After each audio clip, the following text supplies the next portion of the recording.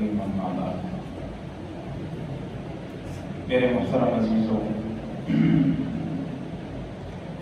ماشاء اللہ بھائی نے مولانا صاحب نے بھی تفصیل سے بات آپ کے سامنے رکھ دی ہے. اس کے بعد میں مناسب نہیں سمجھتا ہوں کہ کوئی آپ کے سامنے بات رکھی جائے. البتہ رمضان کا مبارک مہینہ چل رہا ہے، تو جیسے حضرت صاحب نے ماشاء اللہ بڑی تفصیل سے بات کی ہے کہ ہم اپنی ایمانی غیرت کو جگائیں.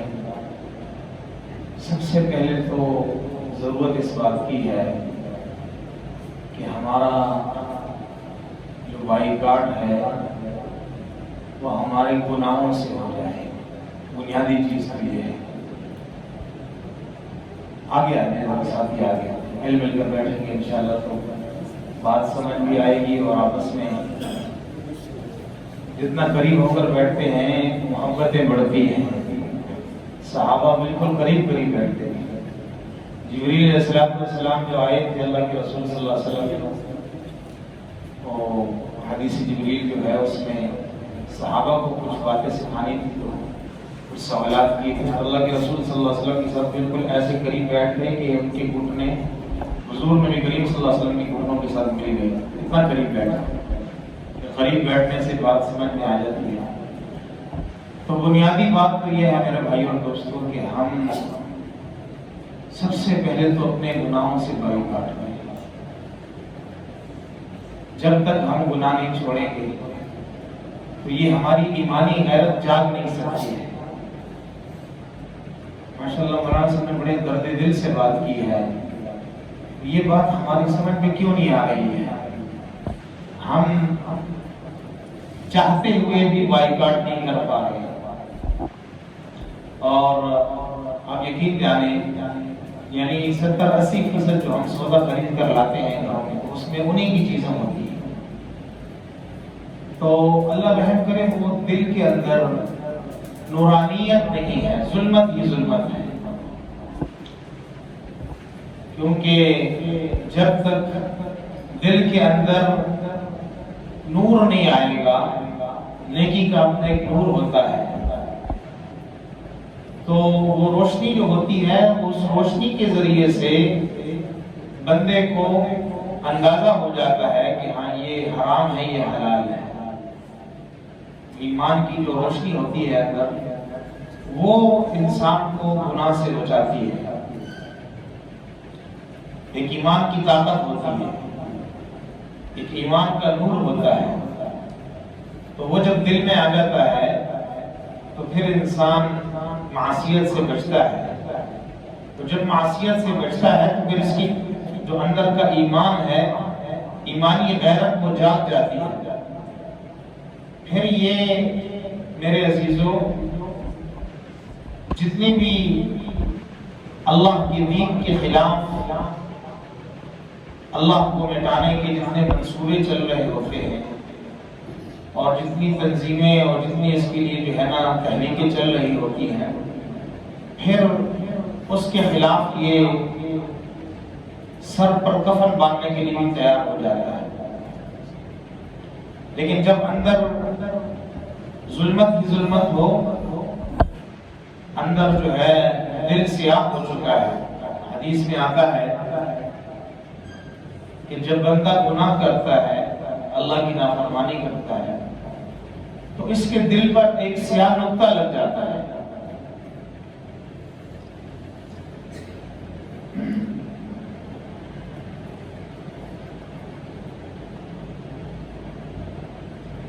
پھر اگر وہ توبہ کر لیتا ہے تو وہ دھل جاتا ہے، وہ صاف ہو جاتا ہے. اگر توبہ نہیں کرتا، دوسرا گناہ ہو جاتا ہے تو دوسرا نقطہ لگ جاتا ہے. پھر تیسرا، چوتھا، شدہ یہ دل بالکل سیاہ ہو جاتا ہے. زڑ بالکل تورشی تک تورشی میں بدی زڑ کے بیاوا دا خیر چکا مراقبت دے اور شوق دے اغم پاتے نشنیا. پھر نیک کاموں سے اس کو نفرت ہو جاتی ہے. اللہ پاک ہماری حفاظت فرمائے. پھر مسجد سے اس کا جی گھبراتا ہے، مسجد کے اندر اس کا دل تنگ ہوتا ہے، پھر کہتے ہیں کب امام سلام پھیرے تاکہ میں نکل جاؤں۔ حالانکہ یہ بڑے خطرے کی بات ہے، اللہ کے رسول نے کیا فرمایا پتہ نا کہ مومن بندہ یہ مسجد میں ایسا خوش ہوتا ہے جیسے مچھلی پانی کے اندر خوش ہوتی ہے، اور فرمایا منافق آدمی مسجد کے اندر ایسا ہوتا ہے جیسے پنجرے کے اندر پرندہ ہوتا ہے۔ پنجرے کے اندر پنجرہ کی چی مارگئی گا آگے دا تمنا بھی دا شوق بھی جیسے طریقہ باندے دادی دا پنجری ور کلوشی روزہ آزاد شامل۔ تو اللہ کے رسول نے فرمایا کہ منافق آدمی مسجد کے اندر ایسا ہوتا ہے جیسے کہ پنجرے کے اندر پرندہ ہوتا ہے۔ تو وہ گناہوں کی نحوست ہوتی ہے، تو جب دل سیاہ ہو جاتا ہے میرے بھائیوں اور دوستوں، تو پھر اس دل کے اندر خیر کی رغبت نہیں رہتی ہے، پھر ایمانی غیرت سو جاتی ہے، پھر اس کو کوئی پرواہ نہیں کہ فلسطین کے اندر کیا ہو رہا ہے، ذبح ہو رہے بچے، عورتوں کی عزت تار ہو رہی ہے اور ان کے اوپر جو ہے مظالم ڈھائے جا رہے ہیں، پھر اس کی کان کے اوپر جون تک نہیں رینگتی کہ بھائی بائیکاٹ کہتے کیسے ہیں، تو سمجھ بھی نہیں آتی بائیکاٹ وہی سڑا ہوتا ہے دے سرا بس چلوشی ہے کسب ایفسی اس کا اپنا ونس کا اپنا دے سرا بس چلوشی، اس کا اصل میں وہ دل سیاہ ہو چکا ہے۔ اس لیے بنیادی چیز تو میرے بھائی یہ ہے کہ ہم گناہوں کا بائیکاٹ کریں۔ سب سے پہلے گناہوں کو جب تک نہیں چھوڑیں گے نا تو یہ باقی بائیکاٹ ہمارے لیے بڑا مشکل ہو جائے گا۔ سب سے پہلے ہم عزم کریں اس بات، اور رمضان کا مہینہ اللہ نے دیا اسی لیے اپنے دل کو اغیار سے پاک کرنا۔ یہ دل جو ہے نا، یہ دل، یہ فرمایا قلب المؤمن عرش الرحمن، قلب المؤمن عرش الرحمن، مومن کا دل یہ رحمان کا عرش ہوتا ہے۔ اللہ جل جلالہ وہ ساری دنیا میں کہیں بھی نہیں سما سکتے، اللہ کی ذات بہت بڑی ذات ہے، لیکن مومن کا دل ایسا ہے جس میں اللہ کی ذات سما جاتی ہے۔ اس دل میں اللہ کا غیر جب آ جاتا ہے تو یہ دل برباد ہو جاتا ہے۔ اس لیے تو اللہ کے رسول صلی اللہ علیہ وسلم نے فرمایا الا ان فی الجسد لمضغہ اذا صلحت صلح الجسد كله واذا فسدت فسد الجسد كله الا وهي القلب۔ فرمایا خبردار کان کھول کر سن لو، جسم کے اندر ایک لوتھڑا ہے، گوشت کا ایک ٹکڑا ہے، فرمایا اذا صلحت، جب اس کی اصلاح ہو جائے، جب وہ بن جائے، جب اس کی تربیت ہو گئی، تو فرمایا صلح الجسد كله، تو سارے اعضاء کی تربیت ہو گئی، سارے اعضاء کی صلاحیت ہو گئی، اور یہ اس کا اصلاح ہو گئی، اور یہ اس کے سارے اعضاء بن گئے۔ پھر اس کے ہاتھ بھی صحیح چلیں گے، اس کے پاؤں بھی صحیح چلیں گے، اس کے ہاتھ بھی صحیح پکڑیں گے، اس کی آنکھ وہ دیکھے گی جو اللہ چاہتے ہیں، اس کے کان وہ سنیں گے جو اللہ چاہتے ہیں، اس کی زبان وہ بولے گی جو اللہ چاہتے ہیں۔ پھر جیسے کہ ایک حدیث میں آتا ہے کہ میں پھر اس کا ہاتھ بن جاتا ہوں، اللہ فرماتے ہیں کہ جس سے یہ پکڑتا ہے، پھر میں اس کے کان بن جاتا ہوں جس سے یہ سنتا ہے، میں اس کے پاؤں بن جاتا ہوں جس سے یہ چلتا ہے، میں اس کی آنکھیں بن جاتا ہوں جس سے یہ دیکھتا ہے۔ کیا مطلب؟ علماء نے لکھا ہے کہ اس کا چلنا، پھرنا، دیکھنا، سننا، بولنا، یہ سارا اللہ کی رضا کی خاطر ہو جاتا ہے۔ اور فرمایا وَإِذَا فَسَدَتْ فَسَدَ الْجَسَدُ كُلُّهُ، جب وہ گوشت کا لوٹڑا جو ہے اس کے اندر فساد آ جائے، اس کے اندر بگاڑ آ جائے، تو فرمایا جسم کے سارے اعضاء کے اندر بگاڑ آ جاتا ہے۔ اور اللہ کے رسول نے تاکید پھر فرمایا الا، غور سے سنو، توجہ سے سنو، وہ گوشت کا ٹکڑا وہ دل ہے، وہ دل ہے، وہ دل ہے۔ دل ٹھیک ہو گیا تو سارا بدن ٹھیک ہو جائے گا۔ بلکہ دل ٹھیک ہو گیا تو سارا معاشرہ ٹھیک ہو جائے گا۔ دل کے اندر بگاڑ آیا تو سارے معاشرے کے اندر بگاڑ آئے گا، کیونکہ دل کا ہمارے جتنے بھی اعضاء و جوارح ہیں ان کا تعلق براہ راست دل کے ساتھ ہے۔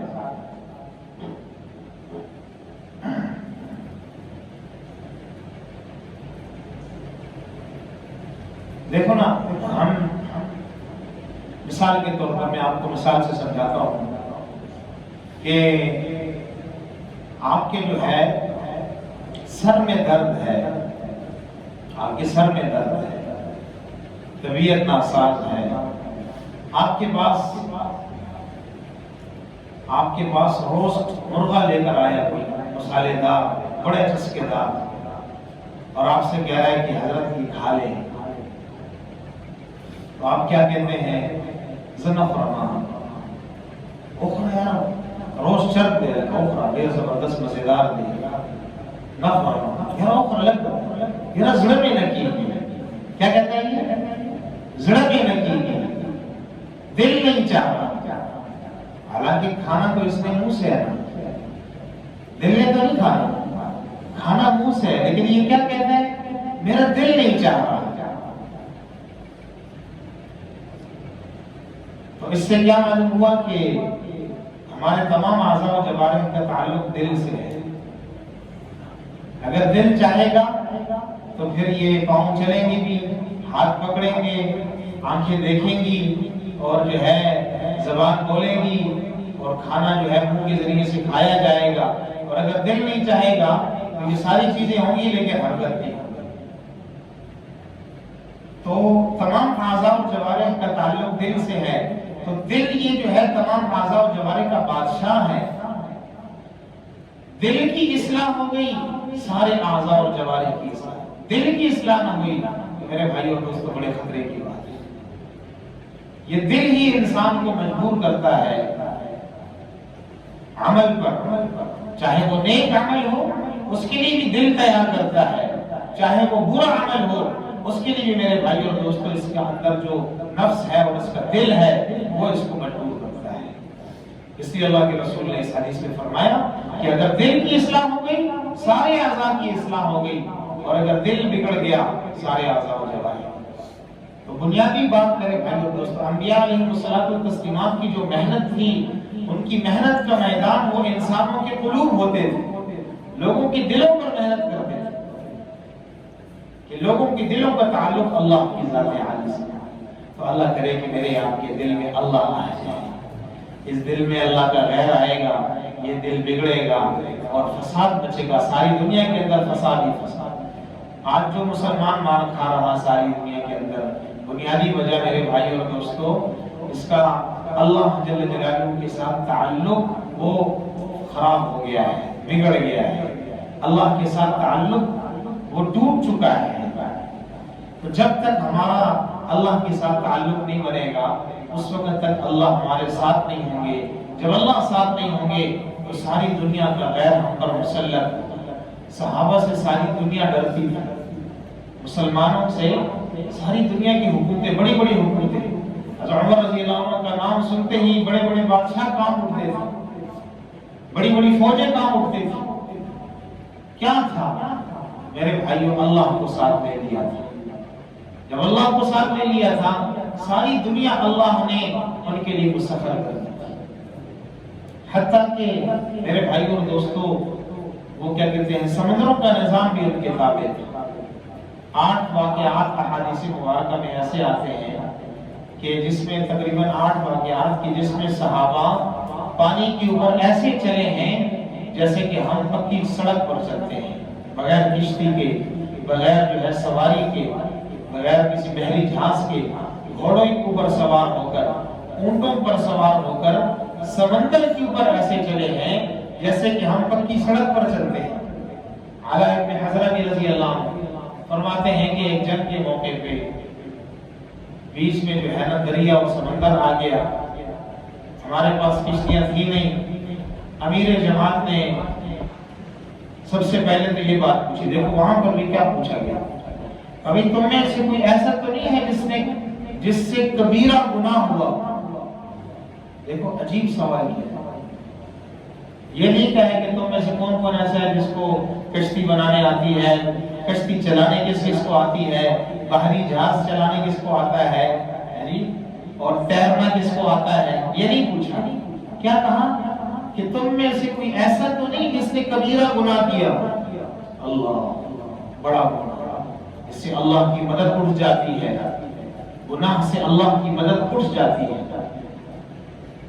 تو عرض کیا کہ نہیں جی الحمدللہ ہم میں سے کوئی ایسا نہیں ہے۔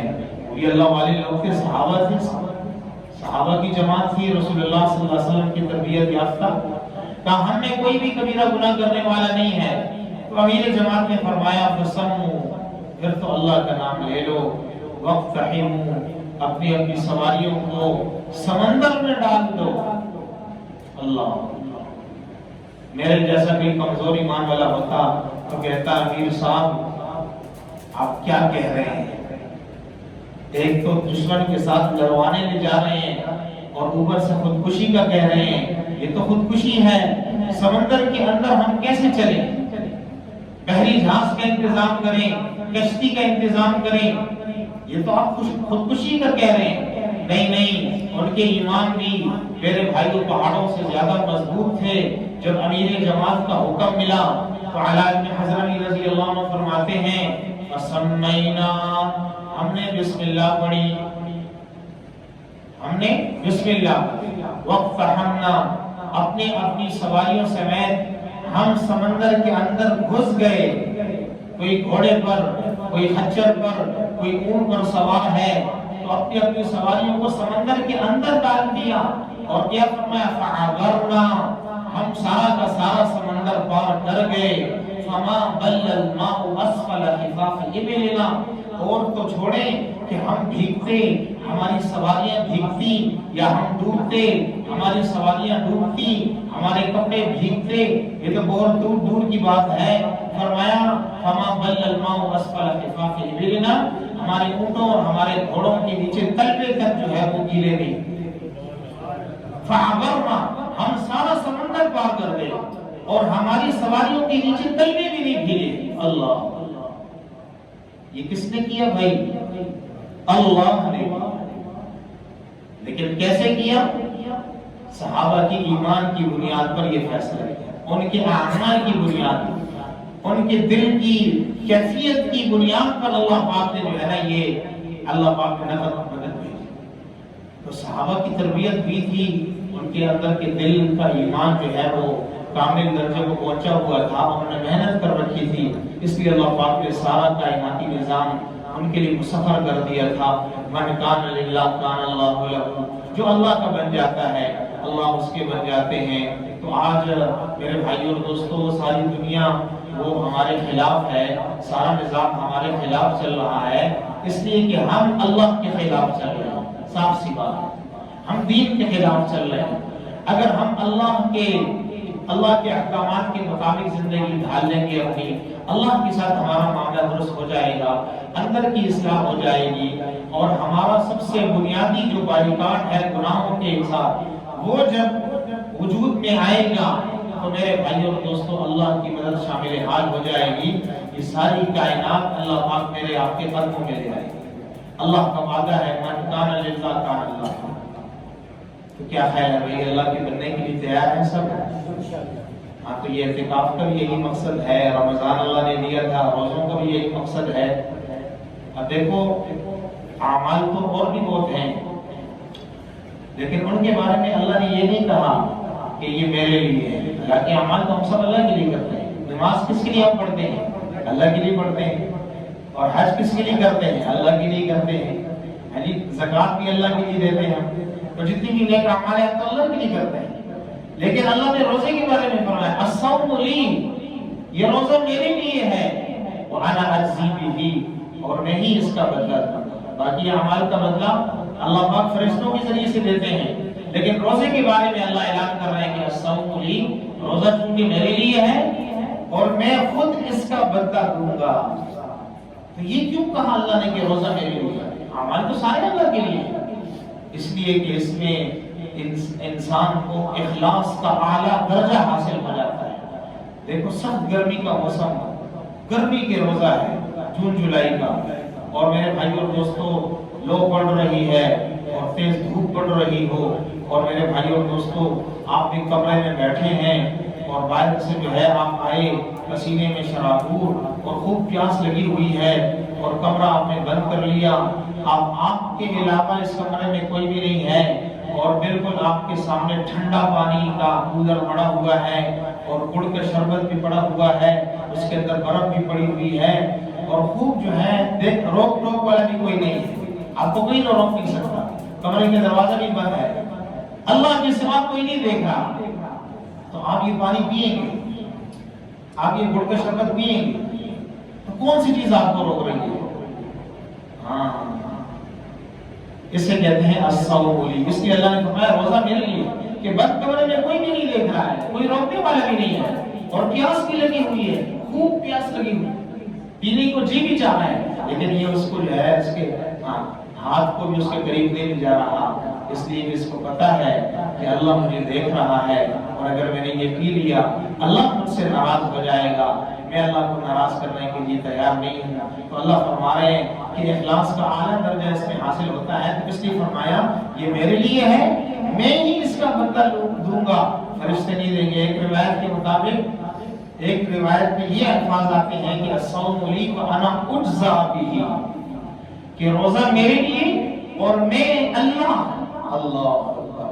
खुद फरमा रहे हैं कि मैं अल्लाह खुद इसका बदला हूँ, यानी रोजे के बदले में मैं बंदे को मिल जाऊं, और जब अल्लाह मिल गए मेरे भाई फिर हमें क्या चाहिए, तो अल्लाह को लेने के लिए तैयार है सब। तो ये रमजान के रोजे, ये इतिकाफ, ये तरावीह और मेरे भाई जितनी भी इबादत हैं ये सब इसी के लिए तो हैं कि हमें अल्लाह मिल जाए और अल्लाह के साथ हमारी सुलह हो जाए। तो भाई इसमें इंशाल्लाह हम नियत और आज़म कर लें। देखो रोजाना इफ्तार के वक्त में अल्लाह पाक 10 लाख जहन्नमी, यानी वो लोग जिनके बारे में जहन्नम का फैसला हो चुका है, अल्लाह उनके बारे में ये फैसला करते हैं कि ये मैंने आजाद कर दिए, चलो जाओ जन्नत में। रोजाना इफ्तार के वक्त ऐलान होता है कि 10 लाख जहन्नमी चले जाओ जन्नत में। और फिर जब रमजान की आखिरी रात होती है तो शुरू रमजान से इस आखिरी रात तक जितने जहन्नमी आजाद हुए हैं अल्लाह उस एक रात में आजाद फरमा देते हैं। तो मतलब ये है कि तकरीबन जो है ये 6 करोड़ इंसान, कितने जी? 6 करोड़ जहन्नमियों को अल्लाह पाक इफ्तार के वक्त में जन्नत से आजादी अता फरमाते हैं। इसके अलावा और औकात में जो आजादी मिलती है वो अलग है। तो जिन जहन्नमियों को, जो जहन्नमी हैं, जिनके बारे में जहन्नम का फैसला हो चुका है, अल्लाह पाक उसके बारे में जो है ना ऐलान कर रहा है कि जाओ जन्नती बन जाओ। भाई आप लोग तो इतिकाफ में बैठने वाले हो, आप तो तरावीह पढ़ने वाले, आप लोग तो खत्म कुरान में शामिल होने वाले, तो फिर भाई अल्लाह पाक आप हजरात को इंशाल्लाह नहीं बख्शेगा, बख्शेगा, लेकिन उसके लिए थोड़ी तलब दिखानी पड़ेगी, थोड़ा जोर लगाना पड़ेगा, अल्लाह के सामने रोना पड़ेगा। ऐसा ना हो कि रमजान का महीना गुजर जाए और मेरे भाई और दोस्तों के लिए आपकी बख्शिश रह जाए। फरमाया बड़ा बदनसीब है वो इंसान कि रमजान जैसा महीना इस पर आ गया और इसकी बख्शिश ना हो।